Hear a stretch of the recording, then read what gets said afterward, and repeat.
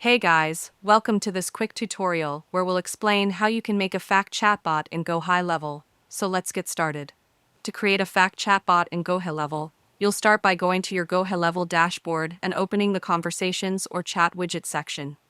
From there, set up a new chat widget that you can later embed on your website. Once the widget is ready, you'll need to create an automation workflow that powers the fact bot. Go to the Workflows section and build a new workflow. Then add a trigger, for example, when someone starts a chat on your site.